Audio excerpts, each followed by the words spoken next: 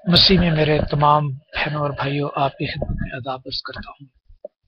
آپ جانتے ہیں کہ یہ ہفتہ مبارک الہفتہ ہے، اور خاص کر آج کا دن مبارک الجمعہ ہے، جس میں خداوند ہمارے خدا نے صلیب پر جان دی اور ہمارے لیے قربان ہوئے، اور نہ صرف مسیحوں کے لیے بلکہ سارے جہان کے لیے قربان ہوئے۔ اب صرف ہمیں یہ دیکھنا ہے کہ لوگ اس بات کو کیوں نہیں جانتے، کیوں نہیں مانتے، اور خدا کے پاس کیوں نہیں آتے۔ کچھ لوگ خدا کو اس لیے نہیں مانتے کہ وہ سمجھتے ہیں کہ خداوند کی جگہ پر، یسوع المسیح کی جگہ پر کوئی اور شخص قربان ہوا اور خدا کو بچا لیا گیا۔ اور کچھ لوگ خداوند کے پاس اس لیے نہیں آتے کہ وہ جانتے نہیں، اس لیے کہ جاننے والے بہت کم ہیں، اور جو نہیں جانتے ان کے پاس جاننے والے بھیجے نہیں گئے، اور جو بھیجے بھی گئے ہیں وہ پراپرلی تیار نہیں ہوئے۔ یہ چند باتیں اسی طرح قابل غور ہمیشہ رہی ہیں، اور انسان روز بروز زندگی گزارتا چلا آتا ہے، لیکن اس کی پرکھ اور اس کی پہچان کرنا آپ کے درمیان میں ہے۔ ہم کسی کو دوشی نہیں ٹھہراتے، لیکن یہ ضرور بات کرنا چاہتے ہیں کہ ہم لوگ خداوند کے پاس کیوں نہیں آتے، اور وہ لوگ جو خداوند کو کہتے ہیں کہ ان کی جگہ کوئی اور قربان ہوا، ان کے لیے اور ہم سب کے لیے یہ سبق جو آج ہم سنتے اور دیکھتے ہیں قابل غور ہے۔ ہم یہ مانتے ہیں کہ صلیب کا نشان جو ہے ہمیں سب کچھ بتا دیتا ہے، اور صلیب کا ہی نشان ایک ایسا نشان ہے جو خدا باپ سے ملاتا ہے۔ اس سے پہلے کہ ہم صلیب کے نشان کے پاس آئیں اور وہ دیکھیں کہ کیا ہے، ہم دیکھتے ہیں اس میں چند دور جو کہ میرے حساب سے 6 دور ہیں۔ اور پہلا دور جو ہے وہ اس طرح ہے کہ انسان کے ساتھ لڑتا، اور جو بھی قصوروار ٹھہرایا جاتا اسے آگ میں ڈالا جاتا، اور اس طرح بہت سے ناقصور انسان جو ہے وہ آگ کی مبتلا ہو جاتے۔ یہ نبوکت نظر کے زمانے کی بات ہے، جبکہ موسیٰ اس وقت نبی تھا، مصر میں فرعون تھا، اور عراق بیبلون میں نبوکت نظر تھا۔ ہم جانتے ہیں کہ آگ کا ایک اشارہ موسیٰ کے زمانے میں بھی خداوند نے اسے دکھایا، کیونکہ وہ جو میسج بھی خدا باپ سے لیتا وہ اپنی قوم کو پیش کرتا، اور قوم اس طرح اس کے کہنے پر چلتی تھی۔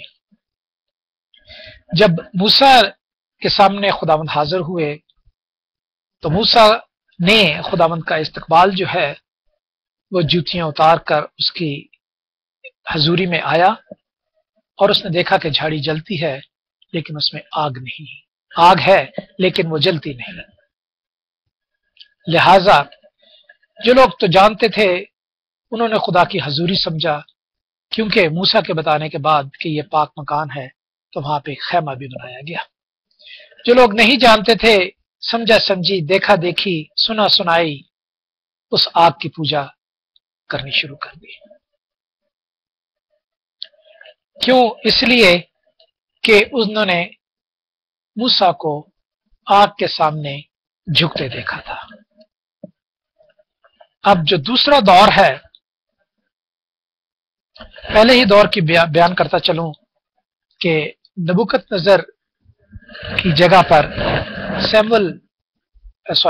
دانیل نبی موجود تھا، مصر میں موسیٰ تھا، اور بیبلون میں دانیل تھا۔ دانیل نبی جب खुदावंद की खिदमत करते,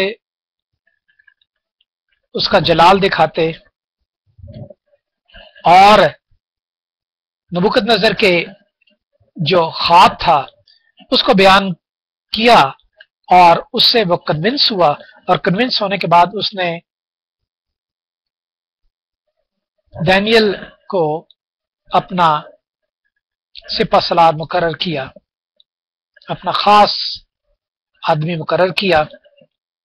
इसी दौरान दानियल नबी के 3 दोस्त थे जो किसी के सामने झुकना पसंद नहीं करते थे। तो जब चंद दूसरे सिपा सलारों ने देखा कि ये झुकते नहीं हैं बादशाह के सामने, तो उन्होंने एक प्रोग्राम बनाया कि बादशाह के एक पुतला तैयार करवाया, और पुतला तैयार करवाने के बाद ऐलान किया गया कि हर आदमी जब ये पुतला नजर आए तो उसके सामने झुका जाए। तो लिहाजा 3 जो दोस्त थे दानियल के वो ना झुके, और इसकी बना पर उन्हें आग में डाला गया। तो ये आग का दौर था कि जो भी नाफरमानी करेगा उसकी सजा ये है कि उसको आग में डाला जाए। लिहाजा वो आग में डाले गए, लेकिन खुदावंद का फजल उन पर था, खुदावंद ने उनको बचाया। खुदावंद ने उनको बचाया, और बचाने के बाद जब नबूकदनेस्सर ने देखा कि वो बच गए हैं, तो जाके खुद दरियाफ्त किया और देखा कि वहां जो लोग आग में डालना चाहते थे आग ने उन्हें लपेटा। तो ये था आग का जमाना, जबकि लोग आग के जरिए खुदावंद के सामने आते थे, आग की पूजा करते थे और आग को मानते थे। फिर आया शेरों का जमाना। शेरों का जमाना उस वक्त आया जबकि दारा बादशाह ने, साइरस बादशाह ने नबूकदनेस्सर को कत्ल किया और यरूशलेम का हिस्सा उसने ले लिया। और जब दारा बादशाह ने नबूकदनेस्सर को मारने के बाद यरूशलेम का हिस्सा लिया, तो उस वक्त भी दानियल नबी जो है वो उसके साथ था। दानियल नबी पर इल्जाम लगाया गया कि ये खास दिन जिसमें कहा गया है कि वो कोई अपने देवता की पूजा नहीं करेगा, तो ये दानियल नबी जो है खुदा की पूजा करता है, और जिस खुदा को हम नहीं जानते। लिहाजा इस इल्जाम पर उसे शेरों में डाला गया, और शेरों के खुदा ने मुंह बंद कर दिए। और दूसरे दिन जब दारा बादशाह उस गार में गया तो उसे जिंदा पाया,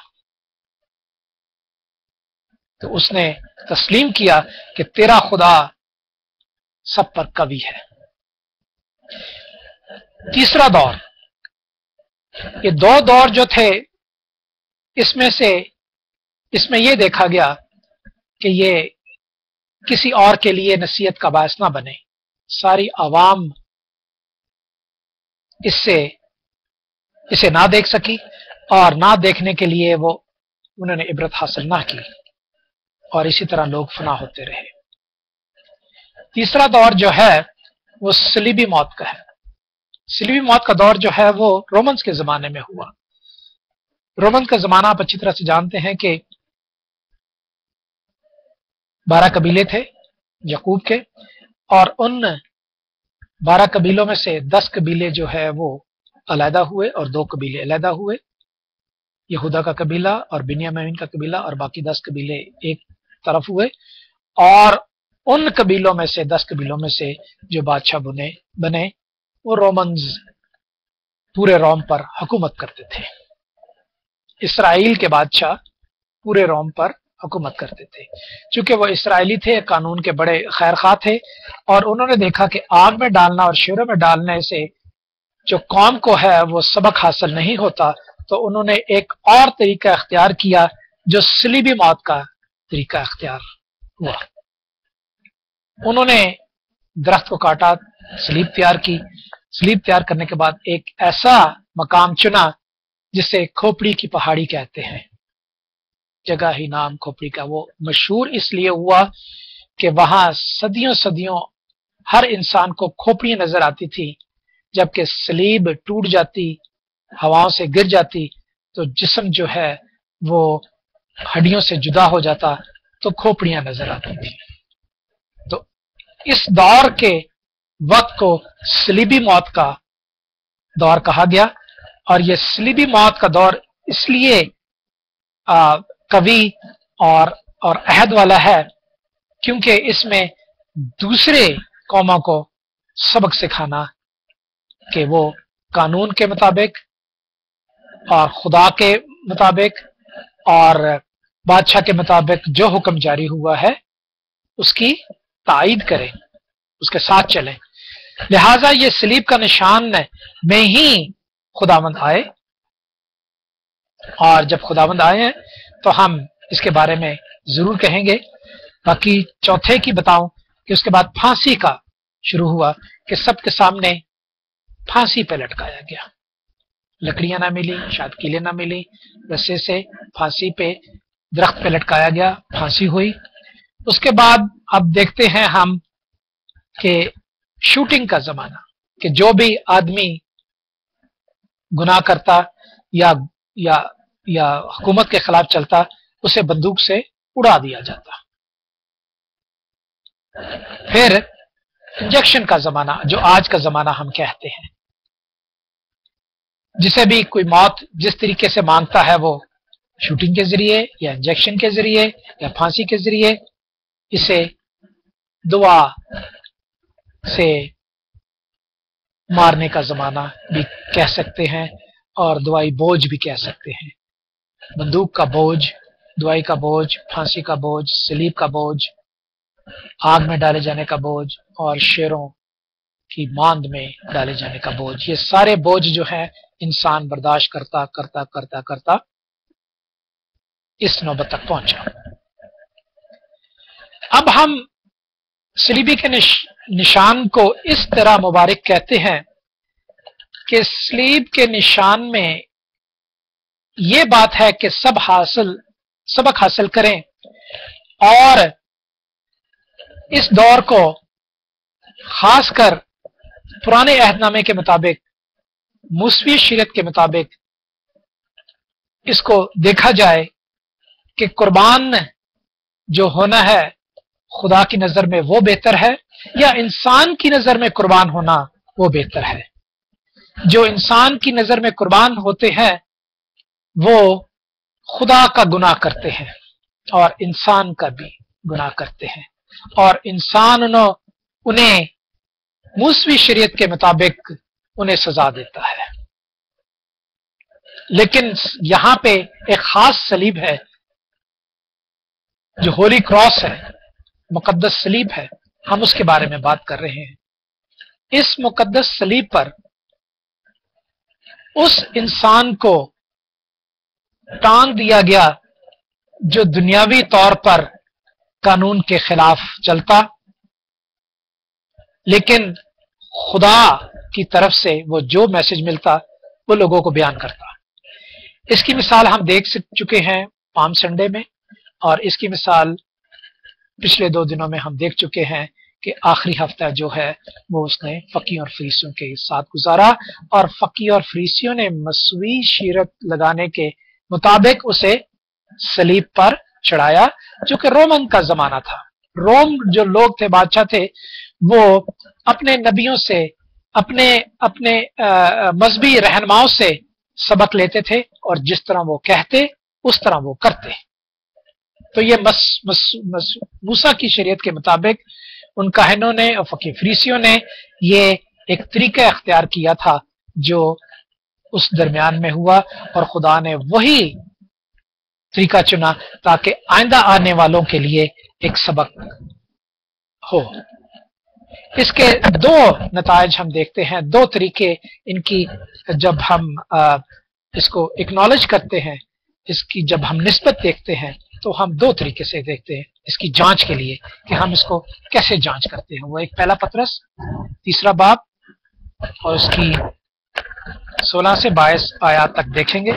خاص کر دیکھیں گے کہ 19، 20، 21، 22 آیات دیکھیں گے.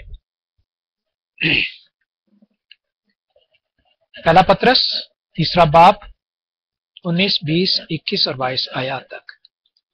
اسی میں اس نے جا کر ان قیدیوں روحوں میں منادی کی جو اس کے اگلے زمانے میں نافرمان تھی۔ تو بھائی اور بہنوں، ابھی ہم نے یہ دیکھا کہ خدا نے صلیب پر جان اس لیے دی کہ وہ روح کے سبب سے ان روحوں کے پاس جائے جو مسیح میں سو گئے ہوئے تھے، جو خدا کے نام پر قتل ہوئے تھے، جو خدا کے نام کو جلال دینے کے لیے، جس میں نبی، تمام نبی، بہت نبی قتل ہوئے، 1,44,000 نبی قتل ہوئے۔ تو وہ تمام کے تمام کو لینے کے لیے، وہ ان روحوں کو لینے کے لیے وہ پتال میں گئے، اور وہاں جب وہ زندہ کیے گئے تیسرے دن تو ان کو ساتھ لے کر گئے۔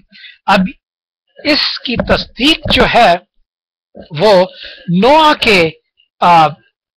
کی کشتی کے حساب سے وہ بتاتا ہے۔ پطرس جو بتاتا ہے اس کو تشبیہ دیتا ہے کس سے؟ نوح کے فلڈ سے۔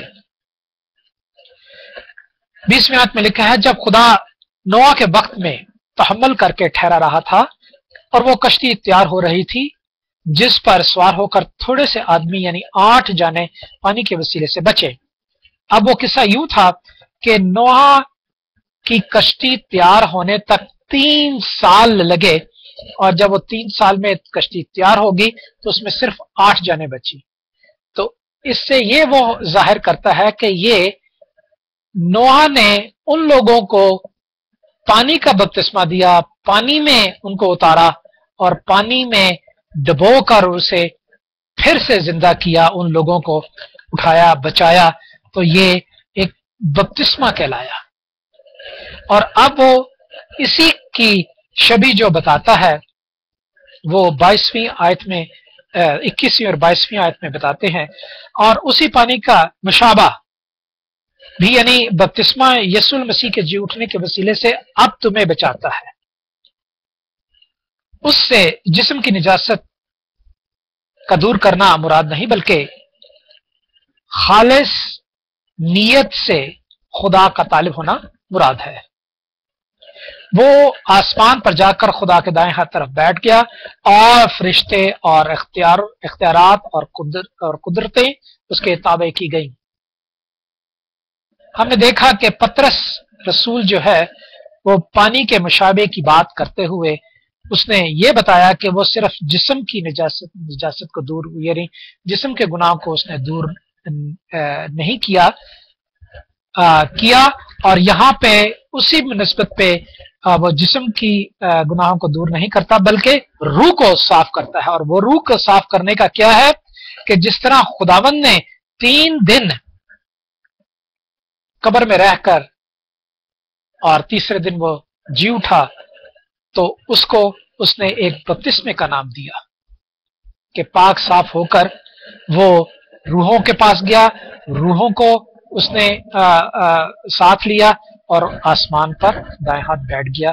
یہ تو ان لوگوں کی بات ہے جو نبوکت نظر اور فرعون کے زمانے میں اور رومن کے زمانے میں جو ہیں وہ بے گناہ مارے گئے۔ اب ہمارے لیے سبق دیکھتے ہیں مقدس انجیل ہی میں سے رومنز چیپٹر 5 ورس 10۔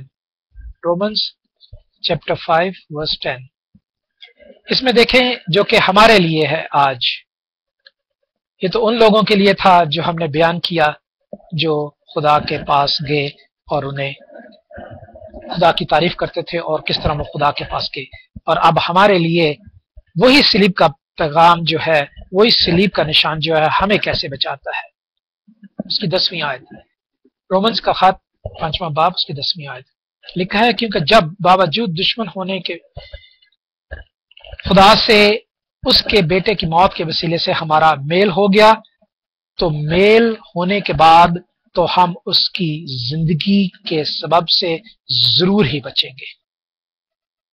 اور صرف یہی نہیں بلکہ اپنے خدا میں یسوع مسیح کے تفضیل سے، جس کے وسیلے سے اب ہمارا خدا کے ساتھ میل ہو گیا ہے، خدا پر فخر کرتے ہیں کہ اس نے ہمیں बाप से मिलाया। तो ये है भाइयों बातें जो कि हमारे दरमियान में मौजूद हैं, जो कि अब हम बात कर रहे थे खुदावंद को ना जानने वाले लोग और वो जो खुदावंद के को समझते हैं कि वो जिंदा उठा लिए गए और वो कुर्बान नहीं हुए। अब बताता चलूं कि जानने के लिए तो हमने ये सब बातें बताई आपको, 6 मौतें बताई और निजात का निशान भी बताया। अब वो लोगों के लिए जो कि नहीं जानते कि बोझ क्या चीज है, खुदावंद के लोगों के लिए बोझ रखना ये खुदावंद को पसंद है।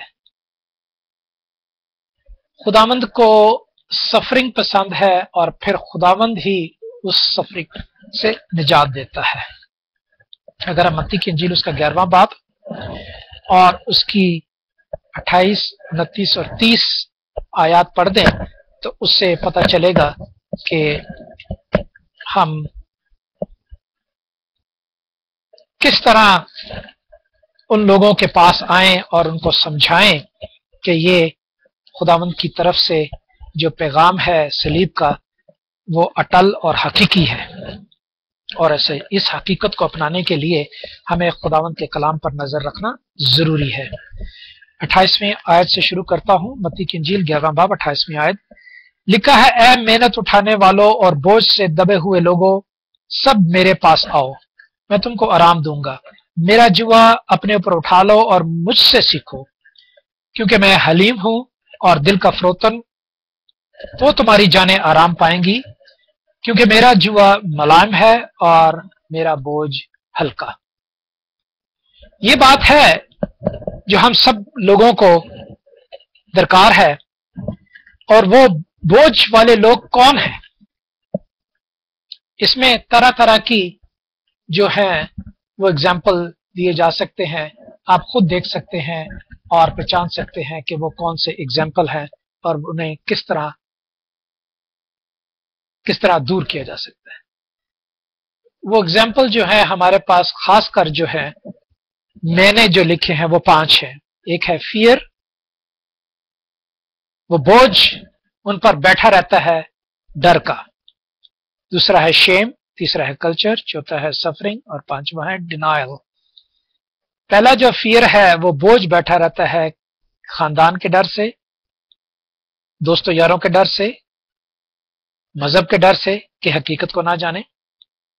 शेम, शर्म महसूस होती है कि अगर हम जान चुके तो हमारा जो नसब नामा है वो खत्म हो जाता है। कल्चर वाइज जिस तरह हुकूमतें बदलती हैं, जिस तरह खानदान बदलते हैं, जिस तरह कल्चर बदलते हैं, इसी तरह कल्चर वाइज बोझ के तले दब जाते हैं, कल्चर के बोझ पे। इसी तरह सफरिंग का बोझ है, जो सफरिंग किसी न किसी तरीके से, किसी न किसी वजह से वो सफर करते हैं, या फाइनेंशियली, या बीमारी से, या जमीन से, या रिश्तेदारों से, वो बोझ तले दबे रहते हैं। और कुछ होते हैं डिनायल, जो इनकार करते हैं। तो ये इनकारी और ये फियर और ये शेम, ये हर किस्म के लोगों में पाया जाता है, और हर किस्म के लोगों के को बचाने के लिए खुदावंद ने सलीबी मौत सही और हमें निजात बख्शी। अब हम ये देखें कि इन सब चीजों को खुदावंद ने दूर किया, फियर को दूर किया, उस शेम को दूर किया। वो उस जगह पैदा हुए जो जिसकी पहुंच हर एक इंसान के बस में थी, और कल्चर उनका क्या था? बड़ा पाक था, बड़ा पवित्र था।